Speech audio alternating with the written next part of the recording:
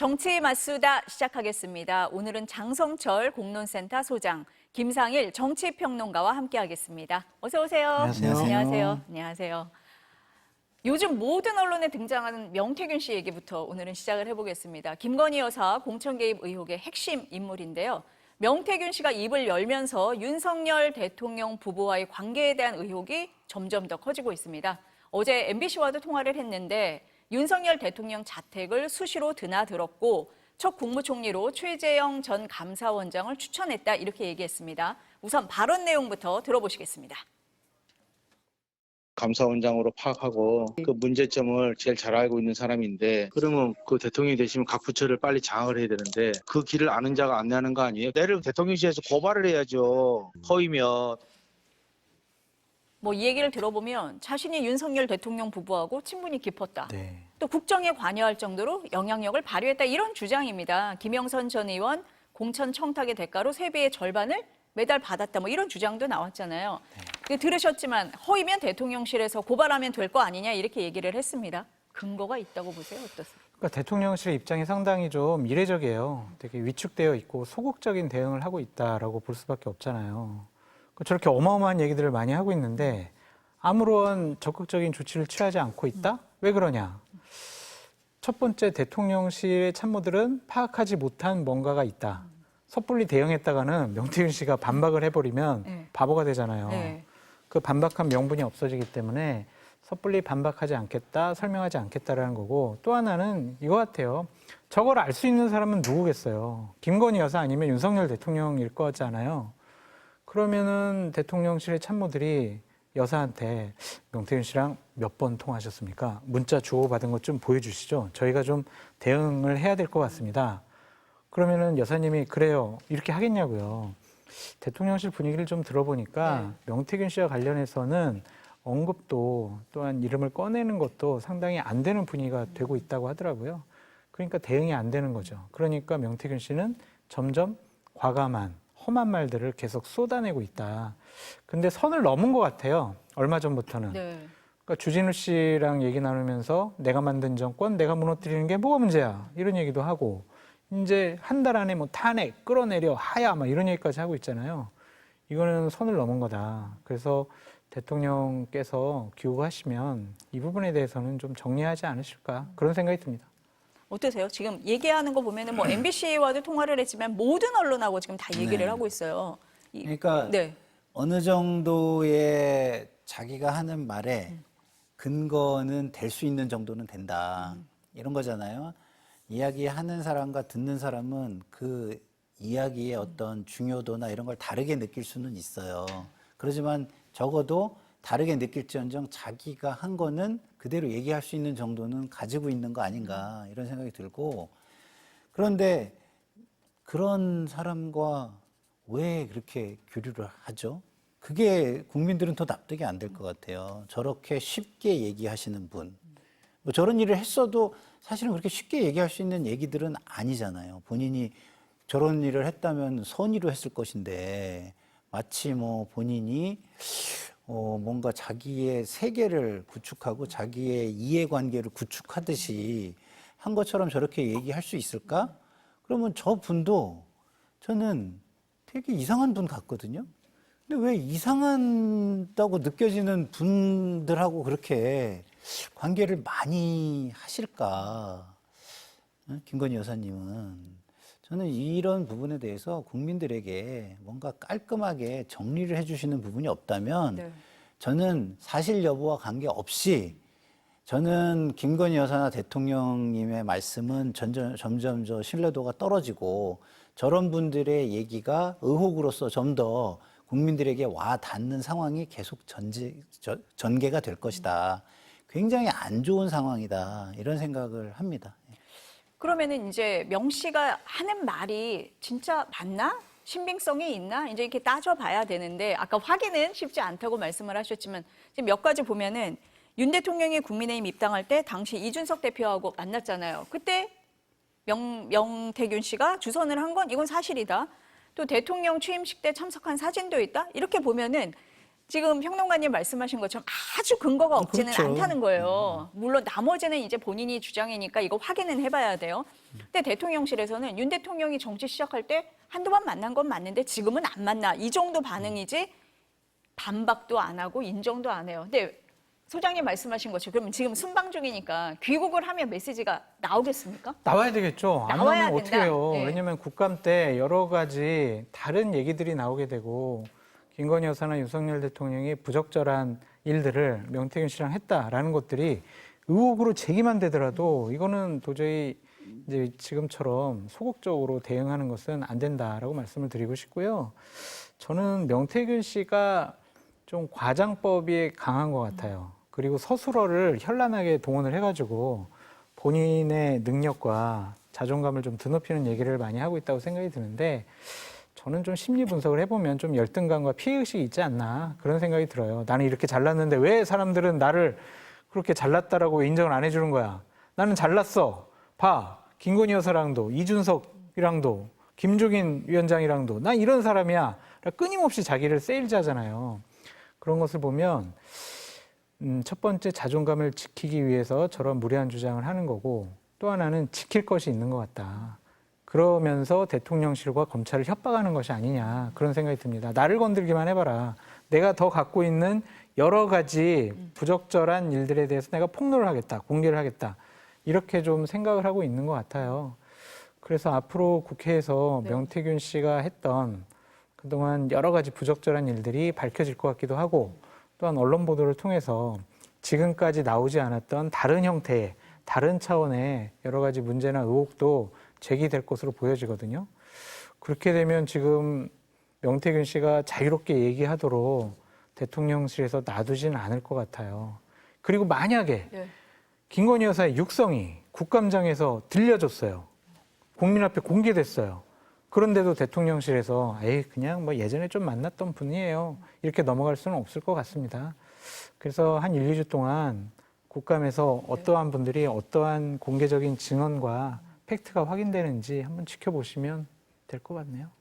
거의 언론들이 보니까 그냥 단독 경쟁이 붙을 정도로 지금 보도가 많이 나오고 있고 지금 국감까지 진행이 네. 되고 있어요.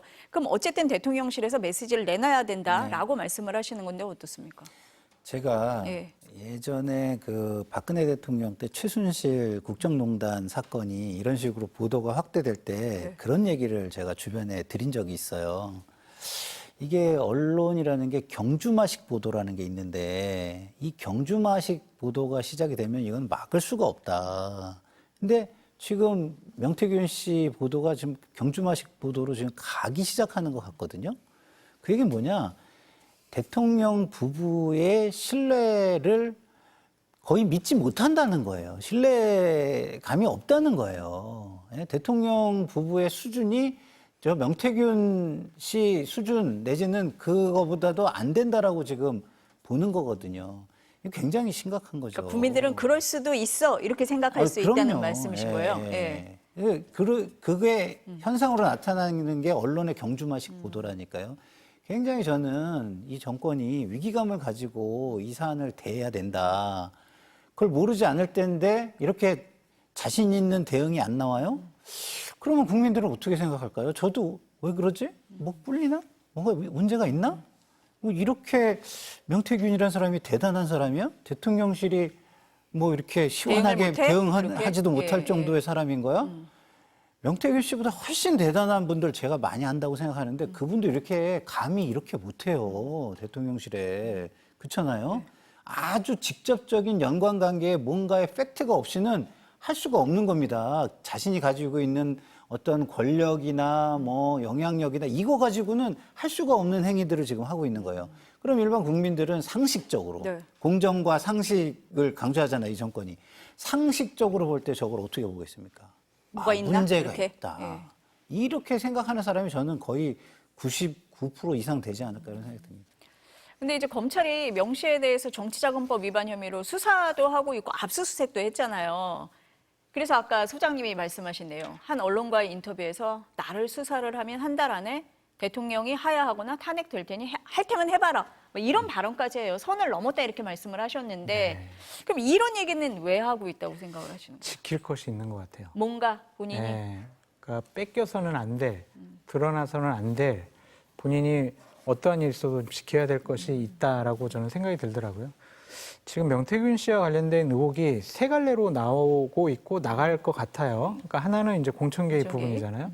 또 하나는 이제 여론조사, 뭐 여론 조작 네. 이런 분야가 있고 아직은 명확하게 드러나진 않았는데 어떤 경제적인 이익 그런 것들을 좀 지키려고 하는 것이 아닌가라는 좀 생각이 들어요. 저도 국회에서 이제 여러 가지 중요한 선거도 치러보고 네. 조금 좀 직급이 높은 분들도 모셔봤을 때 제 경험에 의하면은요. 처음에는 저 당대표 만드는데 도와드리겠습니다. 바라는 거 없습니다. 그냥 막 본인들이 열심히 해요. 그런 다음에 당대표가 되면은 나중에 와서는 경제적인 부분에 대한 부탁을 해와요. 이제 그런 것들을 얼마나 현명하게 잘 끊어낼 수 있느냐가 구설수에 오르냐 안 오르냐인 것 같은데 지금 몇몇 언론사에서는 명태균 씨가 어떠한 다른 경제적인 이득을 얻었고 그것을 통해서 여러 가지 일들을 하려고 했다라는 상황까지도 한번 취재에 들어가서 곧 보도를 할 모양이더라고요. 만약 그런 것들이 나오게 되면 대통령실에서는 현재 이러한 입장 표명을 소극적으로 하지는 못할 것 같고 적극적으로 대응을 해야 될 단계가 오지 않을까. 근데 그것이 언론에서 문제가 제기가 되고 검찰에서 수사가 들어가게 된다면 그동안 본인이 쌓아왔던 명성이나 경제적인 이익 이런 것들이 한꺼번에 날아갈 수가 있거든요. 그러니까 나 건들지 마세요. 나 진짜 이러면 나 다 폭로할 거예요. 네. 그럼 위험해요. 이렇게 계속 경고와 협박을 하는 것 같다. 그런 생각이 좀 들더라고요. 어떠세요? 저는 조금 다른데요. 네. 지킬 것과 잃을 게 상대적으로 적다는 걸 본인이 알고 있는 거예요. 그래서 당신들이 잃을 게 더 많으니 나에게 잘해라는 메시지를 공격적인 메시지를 보내는 것이 아닌가. 저는 대부분이 과거에 검사 출신의 친구나 선배나 이런 분들을 만나서 옛날에 수사했던 사기꾼들 이런 사람들 보면은요. 그 사람들은요. 하이 리스크, 하이 리턴을 테이크하는 게 굉장히 준비가 돼 있어요. 왜? 본인은 잃을 게 없다. 그리고 잃어도 또 이렇게 한탕 크게 할 수 있는 기회가 언제든지 있다. 어차피 시작 자체가 아무것도 없었으니까 이런 마인드가 있거든요. 그래서 저는 오히려 우리 소장님과 반대로 나는 당신들에 비해서 상대적으로 잃을 것도 없고 지킬 것도 없어. 어쩔 건데 라는 메시지를 보내는 거 아닌가. 그래서 더 걱정이 되는 거예요. 만약에 이 사람이 지킬 게 많으면 오히려 이 문제는 해결하기가 쉬울 겁니다. 네. 그럼 대통령실에서 어쨌든 대응을 할 수밖에 없는 상황으로 갈 거다 이렇게 보세요? 대응을 안 하면은요, 이게 거의 국정농단 시즌2 같은 느낌이 들지 않습니까? 예? 그걸 국민들이 참을까요? 저는 그냥 넘어가지 않을 거라고 보고요. 가뜩이나 지금 국정 지지도가 이렇게 낮은데 2년 반 동안 국정 동력이 생길까요?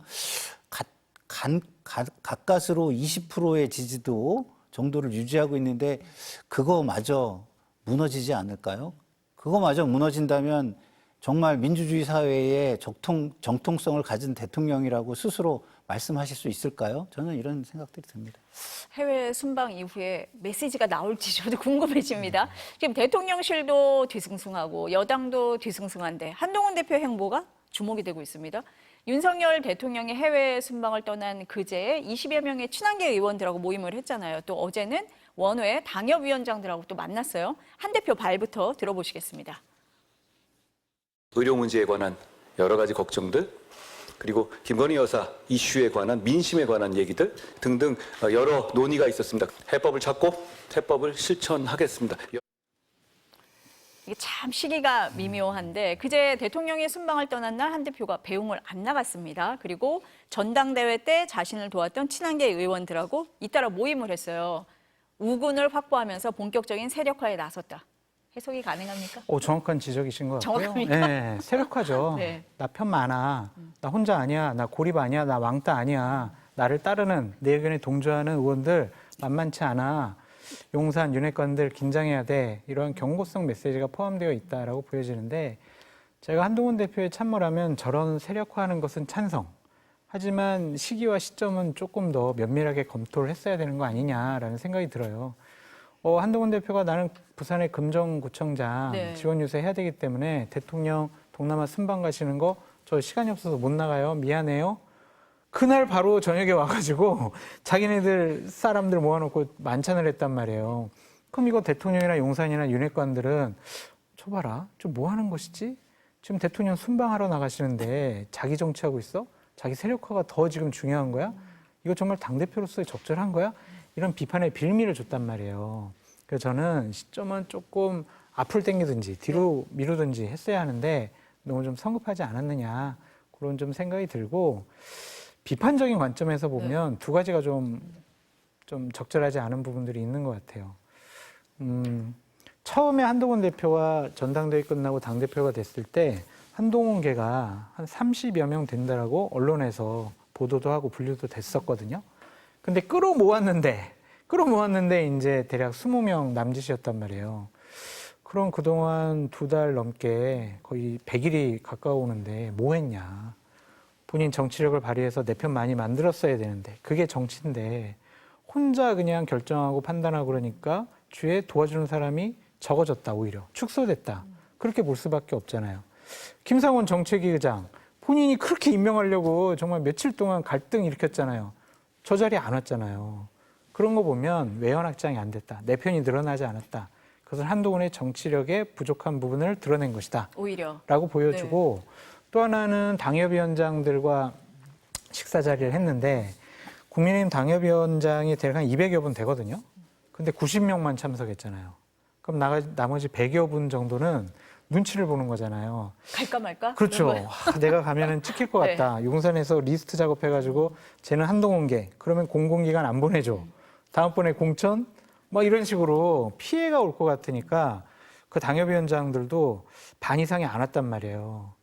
그것이 어떠한 모양새로 비춰질까. 그런 것들도 좀 면밀히 검토했으면 좋지 않았을까라는 아쉬움이 있더라고요. 확실히 저하고 해석하는 게 네. 굉장히 많이 다르다는 생각이 들어요. 네. 저는 임기가 절반이 남아있는 살아있는 권력이 그대로 있는 상황에서 저렇게 많은 사람이 모일 수가 있는 거야? 라고 저는 생각을 했어요. 예? 저기 가면 앞으로 2년 반은 완전 찍히는 거잖아요. 2년 반 동안 저 사람들이 나는 뭐 그런 의미로 간 거 아니야. 이런 변명이 무슨 의미가 있겠어요. 그냥 저기 간 걸로 저기는 경계의 대상 한동훈계 이렇게 그냥 낙인이 찍혀버리는 거예요. 주운 글씨 같은 자리를 간 겁니다. 근데 20명이나 갔다. 저는 이거 봐라. 이거는 민심이 대단한 건데 민심의 사람들이 굉장히 많이 지금 동요가 되고 있는데 저 이런 생각이 들었어요. 좀 전에 말씀해 주신 것처럼 한동훈 대표가 당대표가 돼가지고 그렇게 저는 이렇게 막 내 사람 만들고 끌어모으고 이런 모습을 보지 못했어요. 근데도 이렇게 많이 온다고? 20명을 다르게 모시는 거네요. 네. 내 편을 제대로 만들지도 못했는데? 20명이 나왔어? 네, 이러신 20명이 거예요? 나왔어? 그리고 20명이면은 어마어마한 영향을 미칠 수 있는 숫자인데, 현실적으로. 왜냐면 옛날에는요, 뭐 옛날이래 봐야 뭐 얼마 전이지만, 그때는 저도 그렇고 많은 사람들이, 뭐, 8표 이탈이 가능하겠어. 8명이나 모을 수 있겠어. 한동훈 대표가. 이렇게 얘기하는 사람이 태반이었어요. 저도 사실은 그렇게 생각했어요. 근데, 8명도 못 모을 것 같은 사람이, 이 서슬퍼런 지금 대통령 권력하에서 20명 이상이 모였다고? 저는 그 부분이 훨씬 크게 보였고, 이거는 앞으로 세력화보다는 압박을 본격적으로 해나가겠다. 그래서 국민의 어떤 민심, 내지는 전당대회에서 내가 주장했던 변화를 하는 어떤 모습과 이미지, 비록 결과를 못 내더라도 최선을 다하고 거기에서 핍박을 받는 이미지, 뭐 이런 거를 만들어내기 위한 작업이 아닌가. 그렇기 때문에 제가 볼 때는 소장님이 말씀하시는 시기 조절보다는 네. 수위 조절이 훨씬 더 중요할 것 같다라는 생각이 저는 듭니다. 그러니까 대통령의 지지율이 높지가 않고 네. 낮고 또한 국민들에게 인정을 받지 못하는 부분도 많이 있고 대통령 배우자에 대해서도 많은 의혹들이 제기되고 있는 상황에서 윤석열 대통령에 대한 실망감들이 많이 있거든요. 그것이 지지율로 나타나고 있는데 차기 지도자, 차기의 뭐 당권 아니면 대권 주자로서 인정을 받았다면 20명이 아니라 그냥 한 200명이 모였어야죠. 그래서 저는 그런 차원에서 한동훈 대표가 조금 더 정치력을 발휘해서 좀 더 많은 우군을 내 편을 만드는 것이 좋다. 예. 그런 차원의 지적을 한 겁니다. 그러니까 두 분이 기준점을 어디에 두냐에 따라서 그렇죠. 조금 다르게 해석을 네. 하신 것 같아요. 이탈표 8표에 두느냐 아니면 당초 친한계라고 분류됐던 뭐 30명이라든지 원외 그 위원장들이 네. 200명이나 되는데 그 기준으로 보면은 다르게 해석을 하실 수 근데 있는 것 같아요. 시기로 예, 봐도요. 예. 대통령 권력이 2년 반을 남겨놓고 남았는데? 있는 예, 예. 상황이에요. 근데 아니 이런 시기에 만약에 대놓고 그런 식으로 갈등을 전면적으로 부각시키려고 하는 의도라고 한다면 앞으로 2년 반이 보수 진영의 공멸 비슷하게 갈 수도 있잖아요. 그러면 이제 시작이다. 그러면 아니 제 생각에는 시작이 아니라 네. 한동훈 대표도 죽는 길로 가는 걸 수도 있어요. 그게 대통령을 꺾는다고 해서 한동훈 대표가 박수를 받을까요? 전 그건 아니라고 보거든요. 오히려 민심을 내가 위해서 이 한 몸 불살려서 오히려 윤석열 대통령한테 죽는 한이 있어도 네. 저는 민심을 위해서 이 몸을 불살르겠습니다. 이걸로 가는 게 저는 훨씬 더 맞다고 봐요. 그렇기 때문에 압박이라는 제가 표현을 쓰는 거고 그 국민을 위한 압박을 계속 함으로써 오히려 대통령을 공격하기보다는 핍박받는 모습을 가져가면 저는 오히려 국민 지지가 더 올 거라고 저는 생각합니다. 근데 친윤계에서는 그 한동훈 대표의 지금 행보를 가지고 당내 결속을 해치는 행위다. 이 껄끄러운 감정을 아주 그냥 드러냈단 말이에요. 그럼 이게 당내 갈등, 당정 갈등, 윤한 갈등 다 커지는 겁니까? 커지겠죠. 네. 이제 그것이 만약 최상병 특검법이라든지 김건희 여사 특검법과 관련해서 추경호 원내대표와 한동훈 당대표 간의 이견이 노출이 된다면 이거는 당이 풍지박산 날 정도의 큰 갈등의 요인이다라고 말씀을 드리고요. 한동훈 대표가 칼을 너무 일찍 빼들었다라는 게 저는 그런 생각이 자꾸 드는 거예요. 권력의 견제. 이것은 뺐지도 아니고 그렇게 대국민적인 지지도가 높지도 않고 차기 주자로서 확고하게 자리 잡지도 못했고 국회의원들 다수가 한동훈 대표 편을 들어주지 않는 상황에서 저렇게 노골적으로 나는 반윤석열의 길을 갈 거예요 라고 칼을 빼드는 것이 저는 소모적인 일을 한 것이 아니냐 좀 그런 생각이 들거든요. 이제 용산이나 윤핵관들 같은 경우에는 다른 건 몰라도 한동훈은 죽어도 안 돼. 이런 강력한 반대층을 만들어 놓는 결정적인 계기가 될 것 같다라는 거예요. 그래서 저는 계속 방송에서 나와서 얘기했던 게 뭐냐면 좀 뒤로 밀어라. 국감 끝나고 칼을 빼더라도 국감 끝나고 해라. 모임도 국감 끝나고 여러 가지 메시지를 내는 것도 국감 끝나고. 왜냐하면 국감 때 많은 일이 벌어지는 것을 보고 국민들이나 당에 있는 의원들이 대표님 도저히 정말 김건희 여사 방어 못하겠어요. 우리 이제 반대표 못 던지겠어요. 그러니까 대표님이 좀 나서 주세요. 윤석열 대통령을 설득하든 아니면은 반윤석열의 길을 가든 차별화를 하든 대표님이 나서 주세요 하면서 등을 확 떠밀 때 마지못해서 그때 나갔어야지 지금 저렇게 칼을 뽑아든 것은 공격당할 빌미를 주는 것이다. 그래서 시점이 좀 아쉽다라고 말씀드려요. 그러니까 저는 자꾸 시각이 다른데 우리 소장님께서는 국회의원들 네. 지금 현재 국회의원들이 대단히 의지가 강하고 네. 비겁하지 않은 당당한 정치인들로 보시는 것 같아요. 제가 볼 때는 한동훈 대표가 앞서 나갈 때 뒤를 쫓아오는 정도는 해도 절대 한동훈 대표님 해주세요라고 등 떠밀 수 있는 그런 정도의 어떤 소신과 철학을 가진 정치인 저 보기 굉장히 어렵다고 생각하고요. 제가 소장님 말씀을 들으면서 그 생각이 났어요. 아, 과거에 그 쟁쟁했던 친문 세력은 어디로 갔는가. 그때 모든 지지층 뭐 어마어마했잖아요. 그러면 그분들은 어디로 간 거죠? 제가 볼 때는요. 지금 국민의힘의 국회의원분들도 결국 권력과 이익 앞에서는 그쪽으로 다 이렇게 가시지. 예? 그걸 떠나가지고 뭐 한동훈을 지지해서 뭐 대선 후보를 만들고 저는 그런 믿음은 우리 국민에게도 없다고 생각하고 저도 없습니다. 그래서 참 우리 소장님이 국민의힘 의원들을 굉장히 높게 평가해주고 계시는구나 이런 생각이 들었습니다. 근데 그래서일까요? 한 대표가 어제 원외 당협위원장과의 비공개 토론에서 김건희 여사 리스크 얘기가 안 나왔겠습니까? 나오니까 선택의 시간이 다가온다. 선택을 해야 한다면 민심을 따를 것이다. 이렇게 얘기를 하고 그제 친한계 의원들과 저녁 자리에서는 국민 눈높이에 맞게 당이 움직여야 한다 이렇게 밝혔어요. 그러면은 지금 평론가님 말씀하신 것처럼 네. 또 이제 김건희 여사 특검법이 돌아온다. 그러면은 좀 이탈표가 나올 수 있다거나 아니면 김 여사 문제 관련해서 지금까지 하고는 다른 입장을 낸다거나 뭐 이럴 수 있다. 이렇게 보세요? 어떠세요? 그렇게 보여집니다. 그렇게 보여요? 네. 예. 안 그러면 이런 얘기를 안 했을 것 같아요. 그러니까 국감이 중요하다고 생각이 드는데 국정감사 때 정말 보다 김건희 여사의 부적절한 말과 행동들이 정확한 팩트에 기반해서 정황적인 증거로 국민 앞에 공개가 되면 국민들이 이거 도저히 안 되겠다. 검찰은 제대로 수사를 못하고 있는데 저런 부적절한 일, 약간의 불법적인 일도 있는 것 같은데 왜 조사 안 하냐. 특검으로 갈 수밖에 없다. 김건희 여사 왜 자꾸 저렇게 여러 가지 공개적인 활동을 하느냐. 이 부분에 대해서도 좀 정리가 필요하다. 우리 김건희 여사 보호하다가 국민의힘 의원들 다 죽고 보수 진영 자체가 완전히 무너지겠다. 그런 얘기가 나오고 그런 판단과 인식이 나오게 되면 이거는 국민의힘 의원들이 김건희 여사 특검법 지금처럼 단일대우 당론해가지고 부결표, 반대표 던지지 못할 것 같아요. 왜냐하면 대구 쪽에 있는 분들도 상당히 전 뭐 여러 가지로 민심을 좀 파악을 해보는데 김건희 여사 문제는 이건 정리하고 가야 된다는 얘기를 많이 하시더라고요. 그러니까 더 심한 표현도 많이 하세요. 방송 중에서 표현하기 어려운. 예. 그렇기 때문에 김건희 여사 문제만큼은 어쨌든 국민들이 원하는 그러한 인식의 수준과 눈높이를 맞출 가능성이 높아 보인다. 그런 생각이 듭니다. 어떻게 보세요? 예.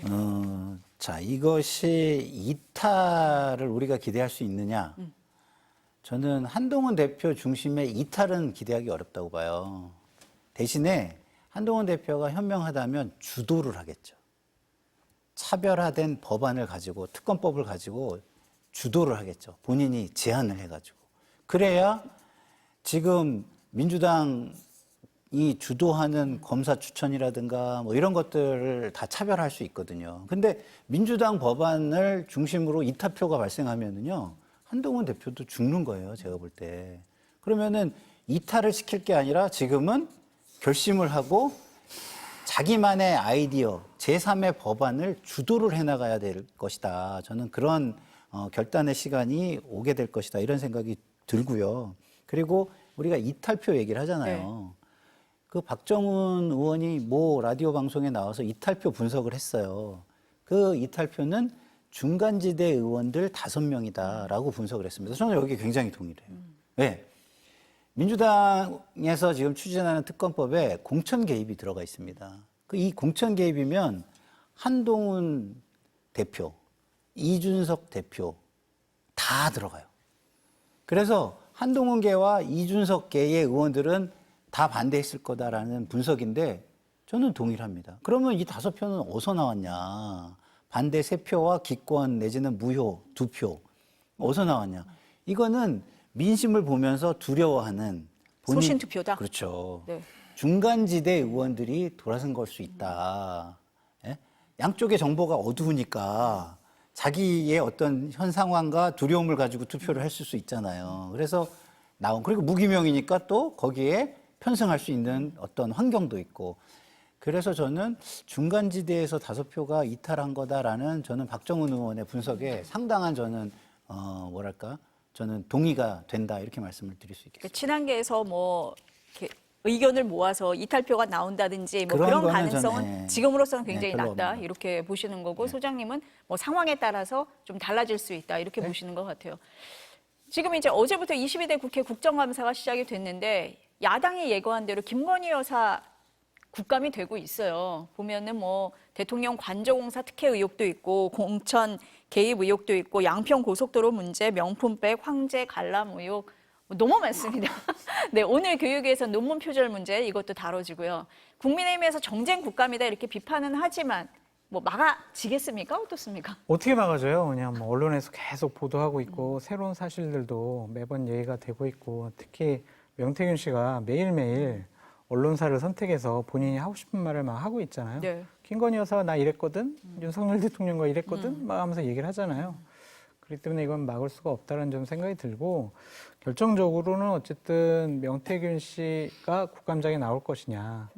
그리고 처음 뉴스토마토에 이제 여러 가지 뭐 본인이 갖고 있는 증거 자료를 제출했던 강모 씨가 국감장에 나와서 보다 더 확실한 증거 자료를 통해서 명태균 씨와 김건희 여사와의 커넥션 아니면 어떠한 일들이 벌어졌는지를 구체적으로 확정적인 증거를 가지고 팩트를 가지고 국민들 앞에 공개를 하게 된다면 이거는 더 큰 폭발력이 있을 수 있겠다. 좀 그런 생각이 들더라고요. 그래서 민주당이 공언했지만 네. 그 말대로 될 것 같아요.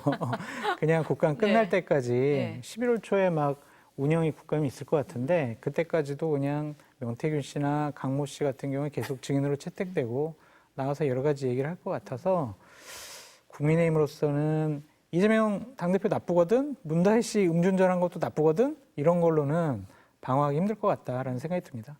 어떻게 보셨어요? 어제 국감. 그 국민의힘에서는 김건희 국감이라는 이름을 내세워서 정쟁이라고 이거를 애써 변명을 해요. 근데 개인 김건희를 상임위에서 다루는 게 무슨 의미가 있겠어요? 권력의 한 축으로서의 김건희를 얘기하는 거예요. 공적인 영향력이 개입됐느냐 안 됐느냐에 김건희를 얘기하고 있는 겁니다. 국감은. 그러면 그거는 김건희 국감이라고만 볼 수가 없는 거예요. 살아있는 윤석열 정권에 대한 국감이 되는 것이죠. 그래서 저는 이 현명한 국민들께 국민의힘이 마치 개인 김건희를 국감한다는 이미지를 주기 위해서 그러는 노력, 그거 헛수고라고 저는 생각합니다. 헛수고라고. 굉장히 현명하세요. 이게 개인 김건희의 문제를 국감에서 다루는 거였으면요, 국민들이 민주당이 너무 과하다고 비판할 겁니다. 너무 과도하다고. 뭐 이렇게까지 해. 자기들은 뭐 얼마나 떳떳하다고. 저는 이렇게 반응이 나올 거라고 보는데 그러지 않잖아요. 민심이 그렇게 안 본다. 그렇죠. 이렇게 다 보시는 이거 거예요? 네. 받아들이잖아요. 비판 민주당에 좀 과도해 뭐 하다고 국민의힘이 비판하는 지점에 대해서 동조하지 않잖아요. 왜 그렇죠? 이 김건희 국감은요, 윤석열 정권의 가장 아픈 부분에 그리고 가장 부적절하고 부정한 부분에 대한 국감이다. 그래서 정말 이게 부정하고 부적절한 것이 없다면 깔끔하게 해소를 할 수 있는 방법을 스스로 결단하고 찾아야 된다. 그러면 국민의 지지가 저는 다시 돌아올 수 있는 기회를 잡을 수도 있다. 근데 이 시기를 놓치면은요, 제가 볼 때는 돌아오기 어렵지 않을까 이런 우려가 듭니다. 국민의힘이나 용산 쪽에 계신 분들에게 드리고 싶은 말씀은 김건희 여사가 뭐길래 국민의힘과 통째로 바꿔먹고 보수파 진영을 초토화시키는데 노력을 하느냐, 그렇게 말씀을 드리고 싶어요. 권력을 갖고 있고 대통령 배우자도 잘못된 것이 있으면 검찰 수사 받고 그래서 뭐 재판장 가고 거기서 벌 받고 그게 정상적인 나라잖아요. 그런데 지금은 그런 모습을 안 보이니까 국민들의 분노가 높아진 것이고 그러한 김건희 여사를 보호하는 국민의힘 의원들, 당신들 정신 차려. 당신들도 잘못됐어. 당신들 다음번에 선거할 때 심판할 거야. 이런 얘기 계속 하잖아요. 김건희 여사가 뭐길래 그렇게 보수 우파를 완전히 무너뜨리고 망가뜨리는데 왜 그분을 보호하냐고요. 이해가 되질 않아요. 보호하고 옹호하고 해야 될 거는 윤석열 대통령이에요. 윤석열 대통령이 국정 운영 잘하도록 뭐 한 대 맞으면 그래도 그냥 잘못됐습니다. 이렇게 하셔야 됩니다라고 건의하고 바꿀 생각을 해야지 그냥 거기다 대고 김건희 여사가 뭘 잘못했는데 왜 그래? 이런 식으로 옹호하고 방어하는 게 과연 맞는 것이냐. 국민들로부터 상당히 실망감을 많이 받고 있고 대통령께서 오늘 싱가포르에서 기자들과 얘기를 하시면서 했던 얘기를 보면 국정 운영 기조를 바꿀 생각이 전혀 없으신 것 같아요. 그러면은 현명하게 윤석열 대통령과 어느 정도 차별화하면서 거리두기 하면서 보수파 진영과 국민의힘이 살아나갈 수 있는 방법을 찾아야지 그냥 김건희 여사 보호한다 그러면 국민들이 그래 잘했네. 다음번에는 꼭 국민의힘 의원들 찍어줄게. 이러겠냐고요. 그래서 제발 좀 정신 차리셨으면 좋겠다. 자칫 잘못하다가는 보수파라는 진영 자체가 완전히 국민들에게 버림받고 무너질 수가 있다. 정말 그러한 일이 다시는 벌어지지 않도록 현명한 선택을 하시라라고 말씀드려요. 그러니까 국감이 진행되면서 국민들이 어떻게 볼 건지 좀 잘 봐라 이런 말씀으로 네. 듣겠습니다. 이번 국감에서는 첫날부터 그 동행 명령 이 조치가 또 화제가 됐어요. 행안위에서는 이것도 김건희 여사 관련이긴 합니다만 대통령 관저 공사 특혜 의혹과 관련해서 업체 대표들이 안 나왔잖아요. 그래서 이제 동행 명령장 이걸 발부를 해서 의원들이 사무실로 찾아가는 일이 있었고 또 과방위에서는 이진숙 방통위원장이 탄핵 중이라면서 불출석 사유를 냈는데 최민희 상임위원장이 동행 명령장 발부하겠다고 하니까 오후에 나왔어요. 이런 상황은 좀 어떻게 봐야 될까요? 그러니까 나오기 싫어한 거잖아요. 그리고 싫어했겠죠. 도망간 네. 거잖아요. 왜 그랬겠어요? 나오면은 여러 가지로 좀 곤혹스러운 일도 당할 것이고 야당 의원들의 공격에 할 말이 없고 자칫 잘못했다가는 이러한 부적절한 일과 관련해서 자백하는 말실수도 나올 수 있을 것 같고 그러니까 일단 피하고 보자 네. 그렇게 한 것 같은데 이것은 대단히 부적절하고 잘못된 것이고 국민의힘 의원들도 이 부분에 대해서는 그렇게 막 썩 옹호하거나 방어하거나 아니면 야당 의원들을 공격하지는 않더라고요. 국회가 가진 하나의 권리자 의무입니다. 잘못된 일이 벌어졌을 때 국민 앞에 증인들을 세워가지고 당신 잘못했어, 잘했어 이렇게 따지는 게 국회의원들이 할 일이잖아요. 그래서 이 부분과 관련해서 앞으로도 이제 많은 증인들이 외국으로 도망가거나 이제 안 나오거나 그럴 것 같은데 네. 그러지 마시고 법적으로 좀 미비한 부분이 있으면 법적 구속력을 갖도록 해서라도 이분들 증인대에 꼭 세웠으면 좋겠다 그런 생각이 듭니다. 어떻게 보셨어요? 동행 명령. 동행명령은요 행정집행이에요. 사실은 의원들이 거길 뭐 가고 뭐 그러는 행위는 사실은 뭐 그 행정집행과는 무관한 정치적 행위입니다. 네. 그래서 그러나 이 행정집행이 잘 되게 하기 위해서 내가 거기에 보탬이 되겠다라는 진정성이라면 저는 인정해드리고 싶어요. 그렇다고 한다면 앞으로도 꼭 나와야 되는 증인의 동행 명령에는 의원님들이 꼭 동행해 주셨으면 좋겠다. 그러면은 이거를 진정성 있는 행위로 국민들이 인정해 줄 것이다. 이렇게 보는데 만약에 선별적으로 정적을 향해서만 이런 행위를 한다면 이거는 다소 감정적인 행동으로 보일 수 있다. 이런 생각이 들고요. 그러니까 이 두 개를 저는 구분하고 싶어요. 네. 동행 명령은 당연히 따라줘야 되고 국민의 대표인 국회에서 증인으로 채택하면 웬만하면은 아주 특별한 사안이 아니면은 다 나와야 국민은 다 나와야 한다. 뭐 이걸 저는 기본으로 삼는데 그걸 잘 집행하기 위한 국회의원들의 의지도 강했으면 좋겠다. 그때 감정 표현에 충실한 게 아니라 네. 이거가 정말 앞으로 동행 명령도 그렇고 증인 출석도 그렇고 제대로 되게끔 만들겠다라는 의지를 이번에 다지는 계기가 됐으면 좋겠다라는 저는 생각이 들어요. 왜냐하면 제가 20년 가까이 봤잖아요. 네. 우리가 뭐 바꿔먹는다는 표현 하는데 증인을 가지고 뭐 바꿔먹는 듯한 의원님들이 너무 많으셨어요, 그동안. 그렇기 때문에 지금 이제 요걸 계기로 이제는 이거는 국회 권위를 높이기 위해서도 꼭 관철돼야 되는 거야 라는 의지의 첫발이 됐으면 삼으시라. 좋겠다. 네, 네. 이런 말씀 드리고 싶습니다. 네, 국감에서 여당에서는 이재명 대표의 사법 리스크를 공격을 했어요. 법사위에서 재판 지연이 도마에 올랐는데요. 먼저 관련 발언 들어보시겠습니다. 공직선거법 1심은 공소제기로부터 6개월 이내 선고되는 게 원칙인데 이 대표 선거에 관해서는 무려 799일 만에 선고가 됐지 않습니까? 거기다가 뭐 최근 그 다른 경우와 비교해 보면 다른 경우는 보통 약 142일 정도 걸리던 것이 이게 뭐 799일만 걸렸다. 다 5.5배 길었다.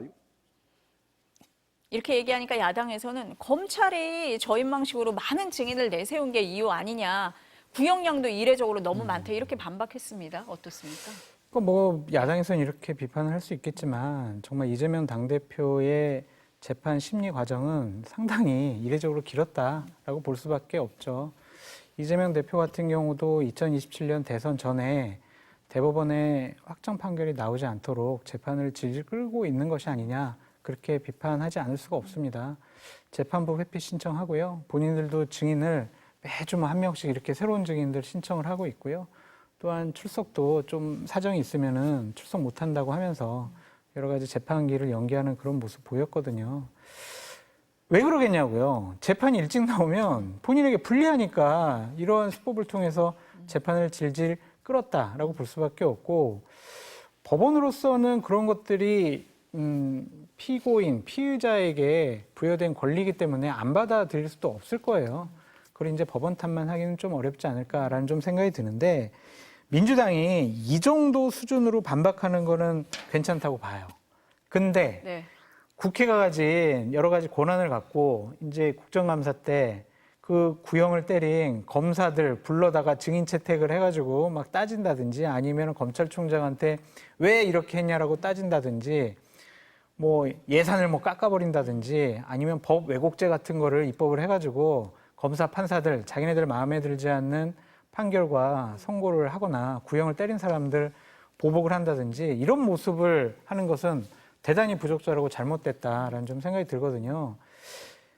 김건희 여사에게 대한 똑같은 잣대를 민주당도 들이댔으면 좋겠어요.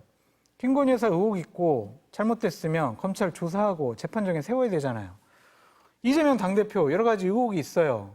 그래가지고 기소됐잖아요. 그럼 1심에서 판결을 받도록 그냥 해야지 그것을 좀 방해하는 듯한 모습을 보이고 판사들 협박하는 모습 보이면은 민주당도 이제 대한정당으로서 국민들한테 인정 못 받을 겁니다. 자신들의 당대표를 보호하기 위해서 입법권이라는 다수당이라는 공적 권한을 이용한다? 윤석열 정권하고 뭐가 다르냐고요. 그러면은 윤석열 정권 자신들도 비판할 명분이 없어요. 그래서 좀 냉정해지셔라. 그렇게 말씀드립니다. 어떻게 반박하시겠습니까? 아니, 저는 뭐 네. 사실은 저도 비슷한 얘기를 네. 해왔기 때문에 네. 뭐 반박이라기보단 저 장성철 소장님의 말씀이 지금 잘 먹히지 않는 이유를 저는 지금 굉장히 심각하게 보고 있다 이 말씀을 드리고 싶어요. 왜냐하면 제가 방송에 나와서 우리 당이지만 좀 아프게 얘기를 제가 많이 합니다. 근데 그게 하나도 영향을 끼치지 못해요. 그래서 제가 정신적으로 너무 힘들어가지고 정말 많은 사람을 인터뷰를 합니다. 평상시에. 왜 이게 안 먹힐까? 내가 정말 나는 공정하게 국민의 입장에서 얘기를 하려고 하는데 왜 안 먹힐까? 그분들의 대부분의 얘기는 뭐냐면요. 윤석열 대통령 문제가 너무 심각해서 거기까지 신경이 안 간다는 거예요. 그러니까 민주당의 이런 모습은요. 사실은 윤석열 대통령의 문제가 해소가 되면요. 정말 이 버팀목이 하나 빠져가지고 쓰러지듯이 아마 쓰러질 겁니다. 그래서 저는 지금 말씀해 주신 부분이 대부분 맞는 말씀이지만 국민들에게는 그거는 조금은 한가하게 들릴 수도 있다. 네. 저 그런 경험을 제가 했다. 이런 말씀을 네. 좀 드리고 싶네요. 저 말씀이 맞는 게 네. 그럼 김건희 여사는 잃어버리면 할 말이 없어요. 기승절 김건희 여사는 그러니까요. 할 말이 없다. 조사도 제대로 안 하잖아요. 네. 그럼 할 말이 네. 없다고요. 이건 마지막으로 이제 짧게 여쭤봐야 될 것 같은데 민주당에서 집권 플랜 본부라는 걸 가동을 했습니다. 이게 뭔지 짧게 한번 들어보시고 여쭤볼게요. 무정부 상태를 각오한 윤한 혈전 앞에 민주당은 책임 있게 집권을 준비하겠습니다. 발족될 집권 플랜 본부는 당 전체의 집권 준비를 설계하고 핵심 과제를 제기하는 선도체가 될 것입니다. 지금 대선까지 많이 남은 것 같은데 민주당이 이걸 하는 이유 뭐라고 보시는지 짧게만 들어보겠습니다. 그 민주당을 위해서 자신들은 똘똘 하나로 뭉치겠다 뭐 그런 차원이 아닌가라는 좀 생각이 듭니다. 그러니까 말로 정쟁으로 하지 말고요. 저런 집권 플랜 할 때 법과 제도를 만들어야 돼요.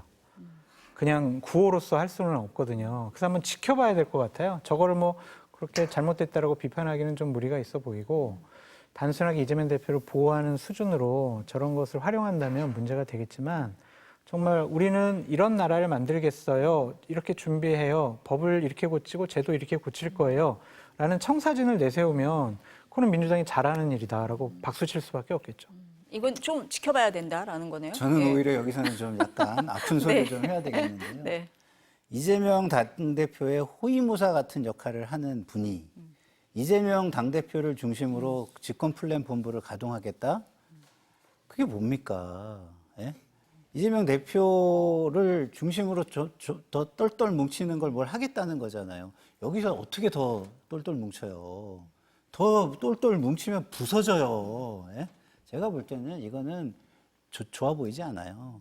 일반 국민들은 마치 이게 사당이라는 거를 이렇게 더 극명하게 보여주는 것으로 느낄 수도 있다. 제가 볼 때는 좀 자중할 필요가 있다. 지금도 충분히 이재명 대표는요, 대단한 영향력과 대단한 권한과 권위를 가지고 있어요. 그거를 부드럽게 스며들게 하면 되는 것이지 저런 식으로 하는 게 맞을까요? 저러면 오히려 국민들은 불안해서 저러는 거 아니야? 라는 의구심을 오히려 가질 수도 있다. 그런 부분을 좀 김민석 대표가 이재명 최고위원이? 최고위원이 네. 이재명 대표께 잘 보이고 싶은 마음은 제가 충분히 이해하나 네. 개인적인 어떤 욕심은 좀 접어두셨으면 좋겠다. 그래야 좀 더 크게 정치가 보일 것이다 이런 생각이 듭니다. 근데 저런 게 소용이 없는 게 네. 이제 11월 15일과 25일에 이재명 당대표에 대해서 1심 선고가 나왔을 때 유죄 판결이 나오게 되면 저런 거 다 무의미해질 거예요. 그냥 당은 이재명 보호하자. 그냥 그러한 이재명 보호 플랜 본부 이런 거 만들 것 같아요. 그래서 저는 시점상으로는 조금 이른 감은 있는데 아까 말씀드렸듯이 대안 제시하는 야당으로서의 이미지 준다라는 차원에서는 뭐 긍정적으로 볼 부분도 있다. 시청자 중에서는 여야 패널이 바뀐 거 아니야? 이렇게 생각하시는 분들도 있을 것 같습니다. 네, 오늘 말씀은 여기까지 듣겠습니다. 감사합니다.